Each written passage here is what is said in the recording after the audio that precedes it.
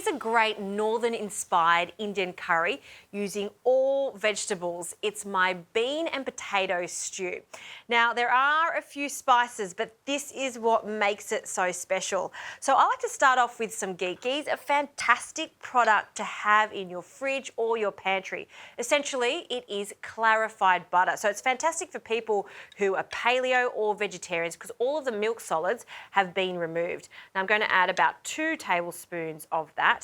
And most importantly, ghee is delicious. That's why I like to use it in my curries. So I'm just going to let that warm up. And because all of those milk solids have been removed from the ghee, it allows us to heat it up even higher without it burning like classic butter. So the first ingredient I'm going to add is some curry leaves. I love curry leaves, fresh ones if you can find them.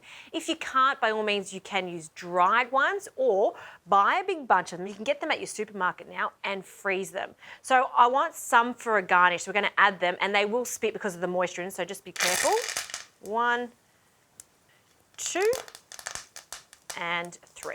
So once they do start to sizzle, wilt, and you can smell them, you know that they're almost ready. And we're just going to remove that and place 2 of the stalks onto a little plate. And then that's going to be for the garnish. Totally optional. And the other one can stay in there for the flavour. So into this we'll also add some chilli and some garlic that I've chopped up nicely. Get that sizzling away. Loads of ginger, so I'm just going to grate that ginger and then in it goes. Give that a toss again.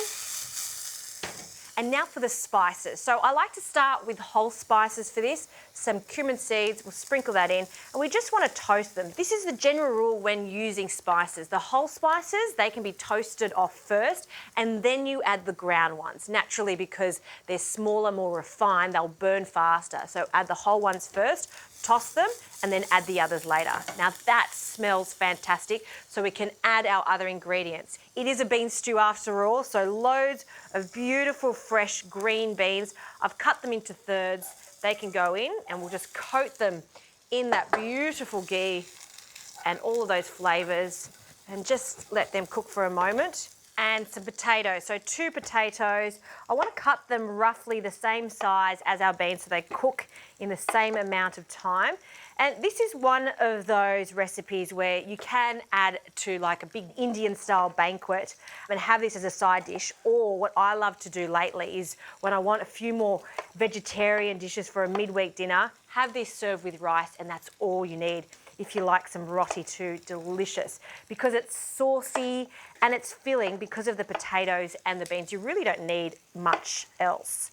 So I'm using Desiree potatoes for this. I like them because they hold their shape and the skin, nothing wrong with the skin. In fact, it gives it more flavour. Just give them, of course, a really good wash.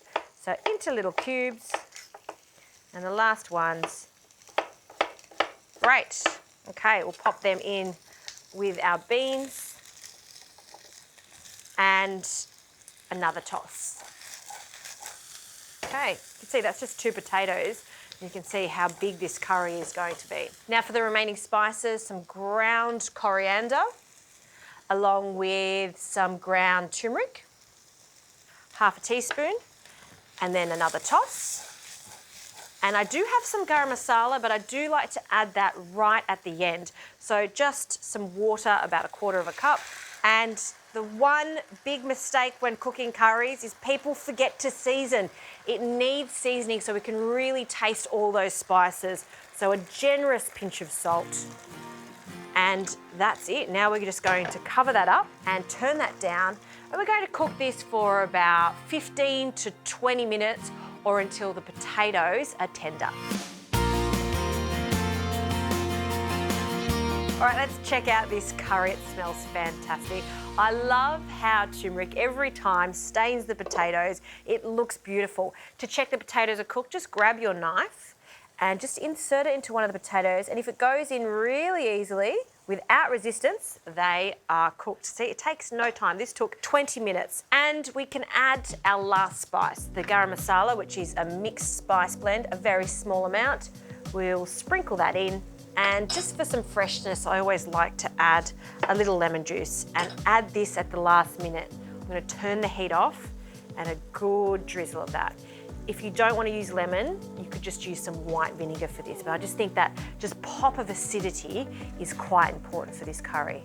And you can see that all of that liquid has been absorbed and we can serve up. Yum, love this style of curry. So a generous spoonful into a bowl.